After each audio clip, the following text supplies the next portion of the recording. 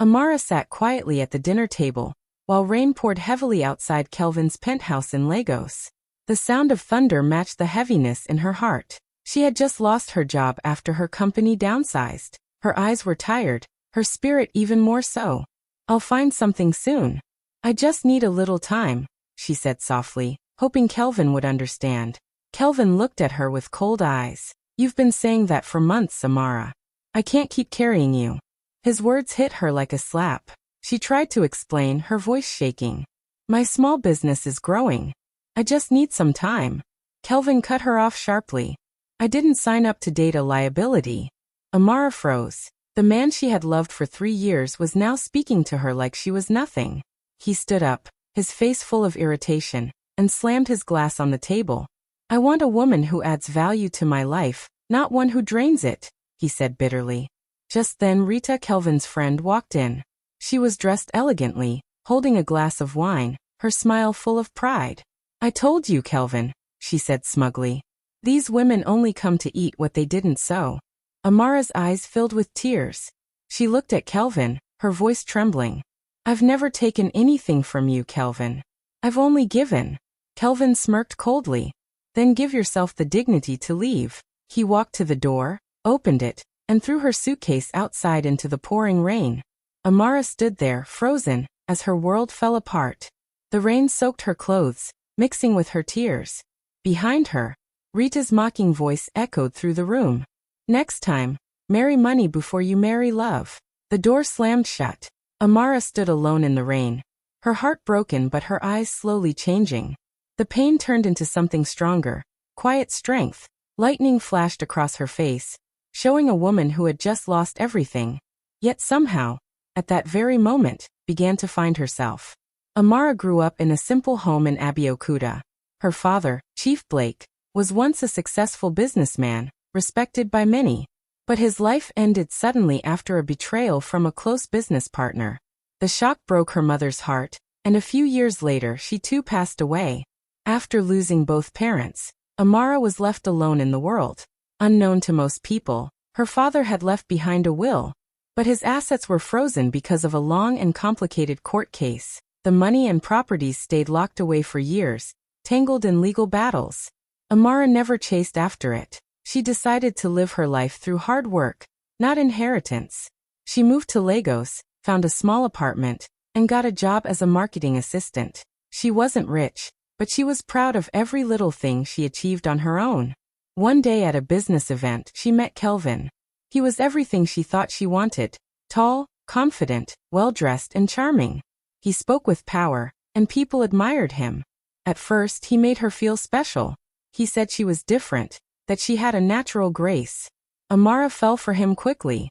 She believed in his dreams, supported his plans, and gave her time, heart, and savings to make the relationship work.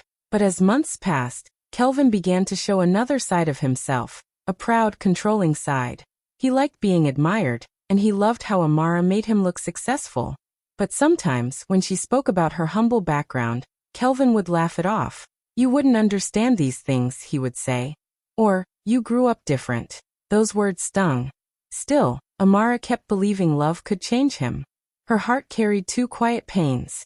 One was her love for Kelvin, a love that always demanded she prove her worth. The other was the sadness of her father's unfinished case, still waiting in court. Sometimes she wondered if justice would ever come.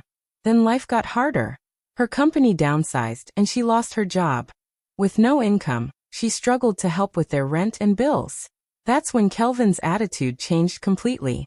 He became cold and distant, treating her like a burden. Her best friend, Diana, noticed the change before Amara did. "You're loving a man who only sees your wallet, not your heart," Diana warned one evening. Amara sighed. "I just thought he'd stand by me for once," she said quietly. But Kelvin didn't stand by her.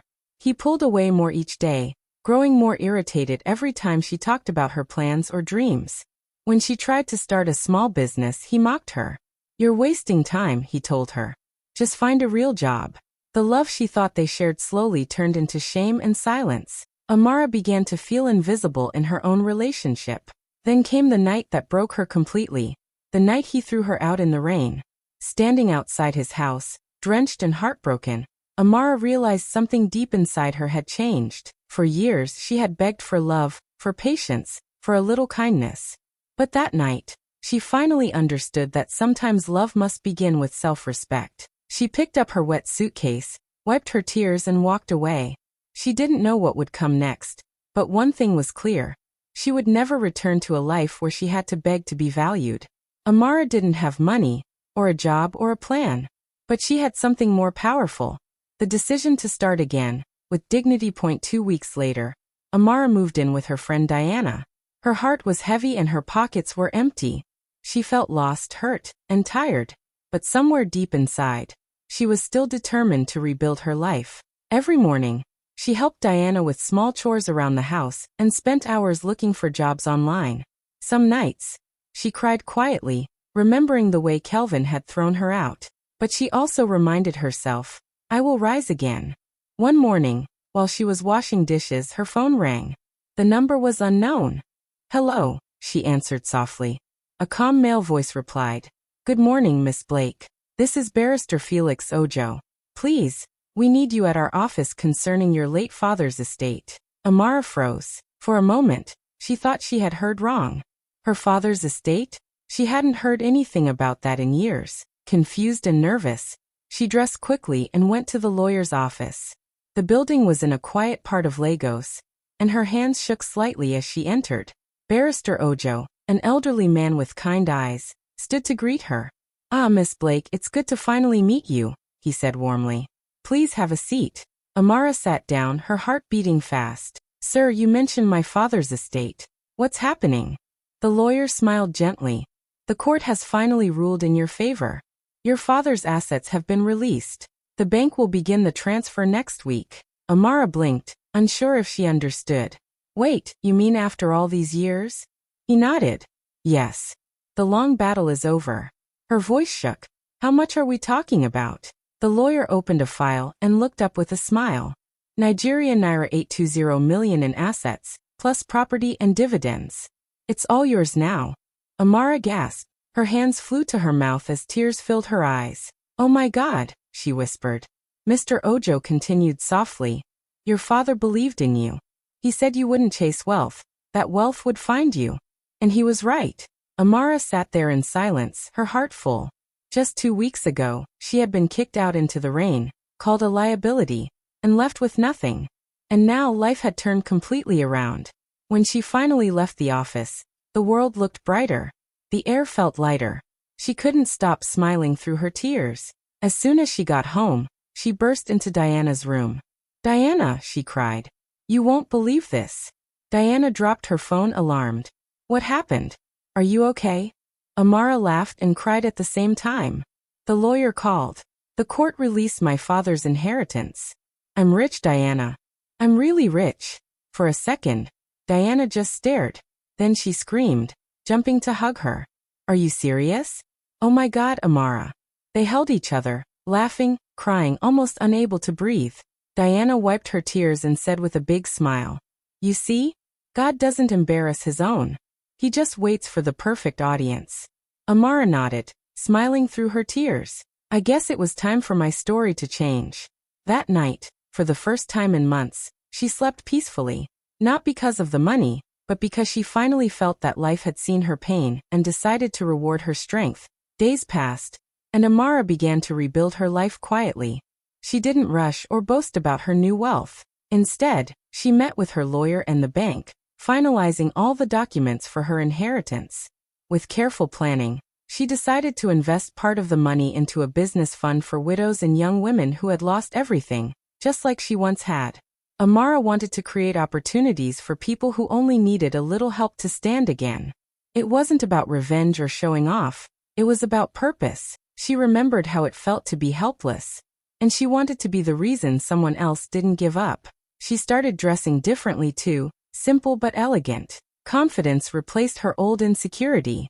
Even when she smiled, it was calm and sure. People began to notice her wherever she went, sensing something powerful yet peaceful about her. Meanwhile, Kelvin's world started falling apart. His company, once doing well, began to lose its footing. Their biggest investor suddenly pulled out, and several clients followed. Bills piled up, and the luxury lifestyle he had built around himself began to crumble. At first, Kelvin acted like nothing was wrong. He went to parties, posted online, and tried to maintain his image. But deep inside, he knew everything was slipping away. Rita noticed his stress. "You let that girl go," she told him one evening, sipping her wine. Amara had quiet dignity. "You'll see what you lost too late." Kelvin frowned. "Please, Rita, don't start." "I'm just saying," Rita replied. "You threw away something real because you thought it was small." He brushed her words aside, pretending not to care. But that night, he couldn't sleep. Every time he closed his eyes, he saw Amara standing in the rain, her eyes full of pain and pride. A few days later, he was sitting in his office when his phone rang. It was a bank official. "Good afternoon, Mr. Kelvin," the man said politely. "We're calling to confirm a transaction connected to one of our new principal clients, Miss Amara Blake." Kelvin froze. His pen stopped moving. "Wait, Amara Blake? Did you say Amara Blake?" "Yes, sir," the banker replied. "She's now the principal client of one of our wealth divisions.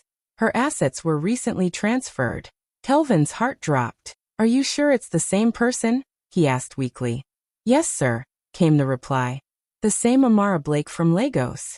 When the call ended, Kelvin sat there, staring into space. His hands trembled. The name echoed in his head like thunder. Amara Rich? He couldn't believe it. He whispered to himself, "No, that's not possible." Desperate for answers, he opened his laptop and searched her name online. The screen filled with news articles and photos. There she was, Amara, smiling brightly at a charity event, surrounded by important people. The headline read, "Amara Blake launches foundation for widows and young women."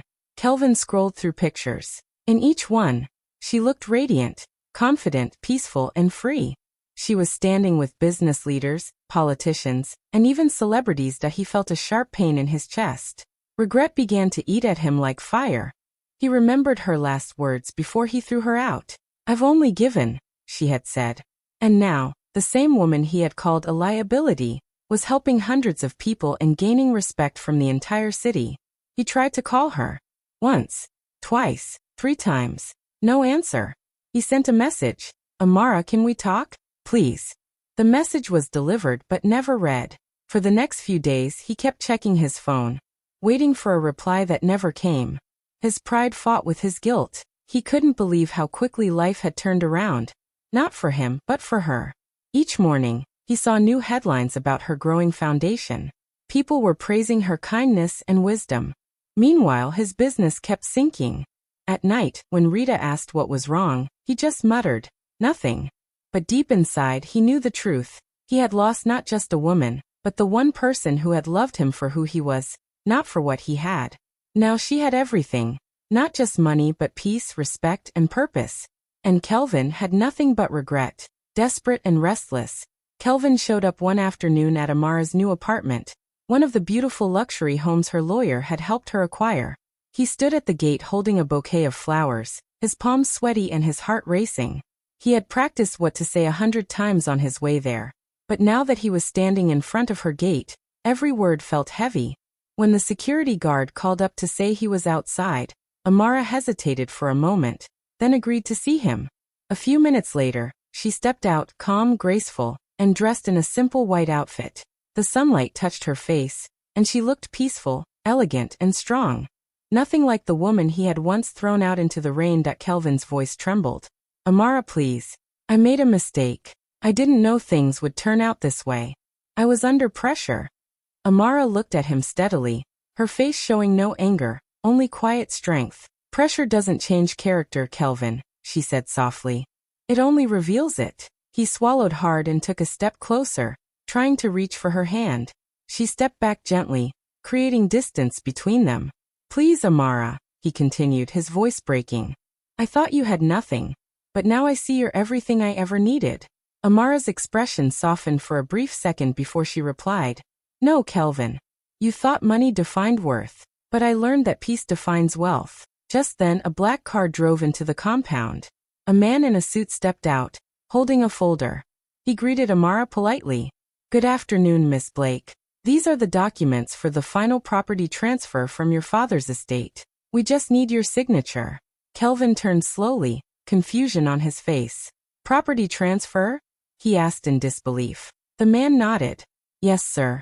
Miss Blake now owns several properties in Lagos, including the building currently leased by your company, Kelvin Holdings. Kelvin froze. Wait. He looked at Amara. You own that building? Amara gave a small smile.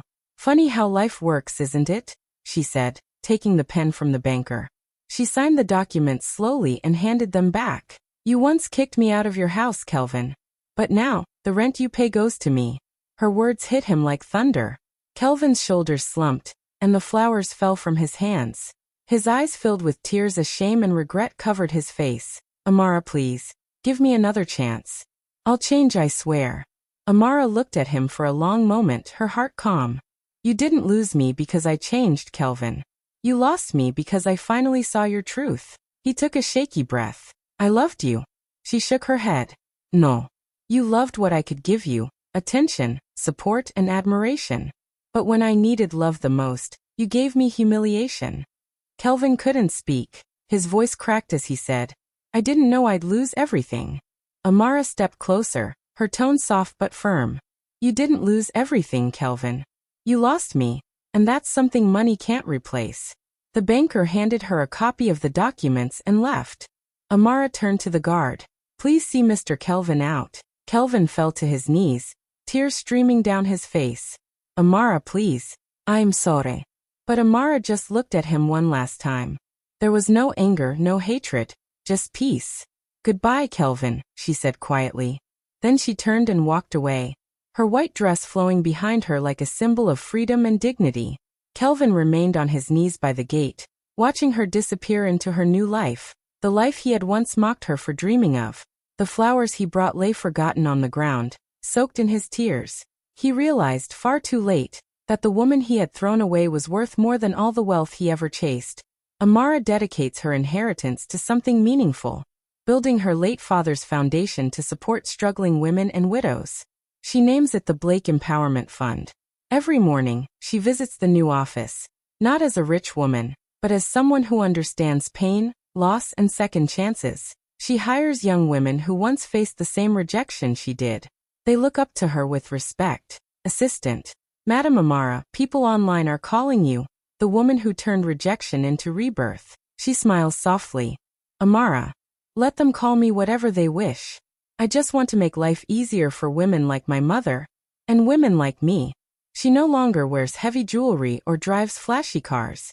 Instead, she keeps her life simple. A small apartment, calm mornings, and quiet gratitude. The peace she feels now is something money could never buy. Meanwhile, Kelvin's world falls apart. His company collapses after investors pull out. Rita leaves him when the money dries up.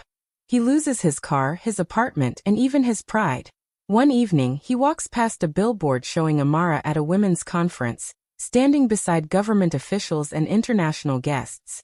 She's smiling, radiant and confident. He pauses and whispers to himself, Kelvin. That could have been me beside her, if only I had stayed. That night, he writes her a letter, shaky handwriting on plain paper. Amara. I was blind. I didn't see your worth when I had you. You were my peace, my strength, the quiet light I didn't understand. I don't expect you to take me back. I just hope one day you forgive me. Kelvin. Days later, Amara receives the letter at her office. She reads it in silence. For a moment, her eyes glisten, not with sadness, but with understanding. She smiles softly and says to herself, forgiveness doesn't always mean return. Sometimes it means release. Then she folds the letter and gently drops it into a small metal bowl. She lights a match and watches the paper burn slowly, turning pain into ash, and ash into peace. Outside, the wind blows softly through the garden of her foundation. The women she helps are laughing, planting flowers, and learning new skills. Amara steps out and joins them, her face calm and content. Young woman. Madam, you look happy today. Amara smiling, I am. Because I finally learned what real wealth is, peace, purpose, and people. The camera pans up, showing her surrounded by hope and new beginnings. Her journey from rejection to rebirth is complete. Sunset at her father's grave in Abeokuta. The sky glows orange and gold. The air is calm, filled with the sound of birds returning home. Amara kneels beside her father's tombstone, holding a small bouquet of white lilies. Amara, Daddy, they said I was broke, but you left me something richer than gold: wisdom, strength, and grace. A gentle breeze brushes her hair. She closes her eyes, remembering his words. Real wealth is not what you hold, it's who you become. She places the flowers carefully at the grave, then stands slowly, her white dress glowing under the evening light. Her phone buzzes. A message from the bank appears on the screen. Final property transfer completed. She smiles faintly, tears in her eyes, but peace in her heart. Amara, softly, he kicked me out for being broke, and cried when he realized I was never empty. She looks up at the fading sun, whispering one last prayer of thanks. The camera pans out, showing her standing tall and calm against the glowing horizon. The woman once rejected has become her own light. Hi, besties, 2 hearts. Thank you so much for watching till the end. If Amara's story touched your heart, please don't forget to like, comment, and subscribe for more powerful and emotional stories like this one. See you in the next video. Bye. Waving hand, sparkling heart.